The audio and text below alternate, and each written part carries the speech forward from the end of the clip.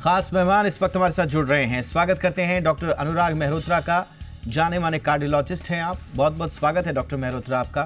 Doctor Mehrotra, अब चर्चा की शुरुआत आपसे ही, और बड़ी इंटरेस्टिंग बात प्रधानमंत्री नरेंद्र मोदी ने बोली और डॉक्टर्स भी उसको सपोर्ट कर रहे हैं। लेकिन बुनियादी सवाल ये है सर कि तेल में अगर ऐसा देखा जाए तो ना गंध है ना स्वाद है, उसकी हमें आवश्यकता क्या है? मतलब ये क्यों हम इसको कंज्यूम करते हैं, और क्या हमारी बॉडी में ये जाकर कुछ काम है इसका, या कोई इसका कोई खास काम नहीं है? जरा बताएं सर ये कि रिक्वायरमेंट क्या है हमारी तेल के लिए। डाइटरी रिक्वायरमेंट में कार्बोहाइड्रेट्स, प्रोटीन और फैट तीनों का रोल है। अब किस तरह का उसमें प्रोपोर्शन है और किस तरह का हम तीनों चीजें ले रहे हैं वो इम्पोर्टेंट है।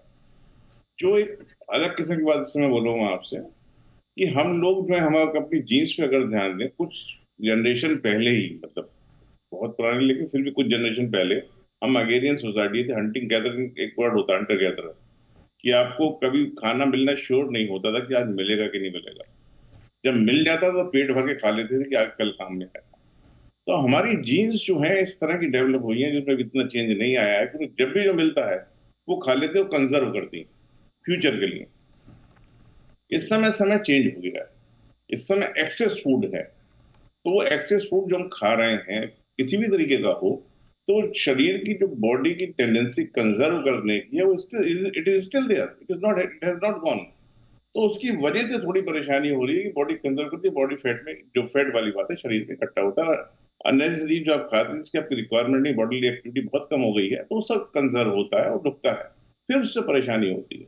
जो आपका सवाल था कि फैट की जरूरत, तेल की जरूरत, obviously it is required by body.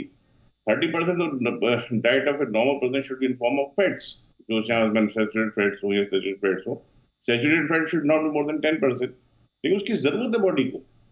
Access परेशानी और टाइप ऑफ फैट्स की बात आती है फिर दूसरी, कि जो मॉडर्न टाइम्स है उसमें प्रोसेसिंग इंडस्ट्रियलाइजेशन की वजह से प्रोसेसिंग के इश्यूज बहुत ज्यादा हो गए हैं। जो खाने को प्रिजर्व करना, डिस्ट्रीब्यूट करने के लिए तैयार रखना, काफी टाइम तक ये ठीक रही होना, इस तरह के बहुत से प्रोसेस, इंडस्ट्रियल प्रोसेस हैं जो डिवाइस हुए हैं जो उसको प्रोलॉन्ग करते हैं। अब एक समय जब खाना कम था तब तो ये फायदे वाली चीज थी। इस समय जो है वो जो प्रोसेसेस हैं उसमें देखा गया है उसकी वजह से बहुत नुकसान हो रहा है। एक सिंपल चीज है, रिफाइंड ऑयल। अगर आप उसे रिफाइन करते तो हाई टेम्परेचर पे लेके जाते हैं, इट में convert into certain substance including trans fat, जो कि आपके लिए नुकसानदेह है।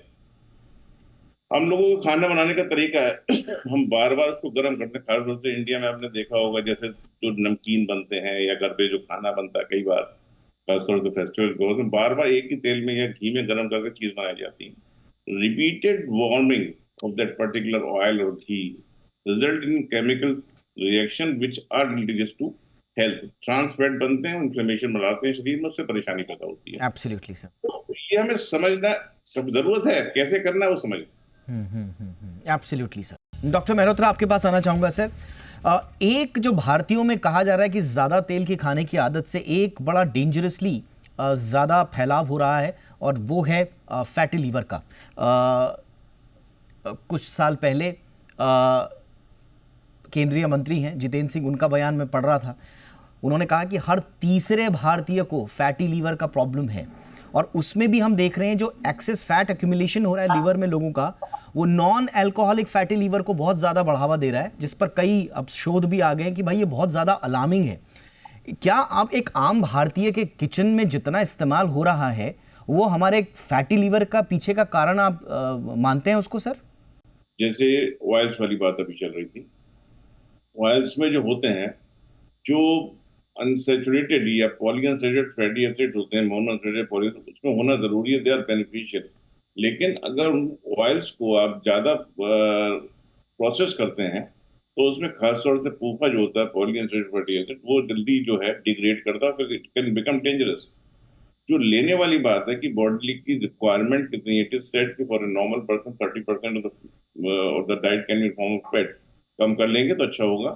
रीजन जैसे मैं कह भी रहा था, कंजर्व करने की जो बॉडी की टेंडेंसी होती है, अगर आप जी। एक्सरसाइज प्रॉपर नहीं करते हैं, आपकी एक्टिविटी का भी कम है, उतना आपको रिक्वायर्ड नहीं जितना आपने खा लिया, तो फिर बॉडी कंजर्व करती है। And usually in form of visceral fat. Visceral fat जैसे मोटापा भी कॉमनली हम बोलते हैं, वो इंडिकेटर है कि you can develop many of the chronic disease जिसकी वजह से आपको परेशानी हो रही है। ज्यादा फैटी लिवर वाली बात है। नॉन एल्कोहलिक फैटी लिवर जो एंटिटी काफी प्रोमिनेंट होती है इसमें देखा गया, उसमें लिवर के फंक्शन बहुत जल्दी डिटेक्ट भी करते हैं, उसमें भी इसका इम्पोर्टेंट रोल है। तो ये जो इशू है कि क्या करना है, फिर बात वही आती है बैलेंस में, मॉडरेशन में। जो आप ले रहे हैं बॉडी उतना यूज कर रही है कि नहीं कर रही। जितने भी ऑर्गन्स हैं आपके शरीर के, उसमें अगर एक्सेस किसी भी चीज की होगी तो परेशानी होगी। एब्सोल्युटली, यानी कि मॉडरेशन और balance is the key sir, you rightly said it sir. Doctor Mehrotra आप कुछ ऐड करना चाह रहे थे सर 10 सेकंड्स में? थोड़ा सा, जो Mediterranean diet is said to be the best diet. They use oil, अच्छा खासा होता है वहाँ पे, ऑलिव ऑयल यूज ज्यादा यूज होता है, लेकिन बाकी कंटेंट क्या है आपकी डाइट का, that's not important. Fresh foods are there, fish is there, जितना फ्रेश फूड तो बाकी चीजें आप लेंगे उनके साथ चीजों को ले रहे हैं, वो टाइप ऑफ प्रोटीन जो आप ले रहे हैं, ठीक है। Got it sir, got it sir. यानी कि वैरायटी और कंजम्पशन का जो दायरा है वो ज़्यादा होना चाहिए, बैलेंस कुल मिला के की है, यही है आज का मंत्र। बहुत बहुत शुक्रिया डॉक्टर मेहरोत्रा, वक्त निकाला सर आपने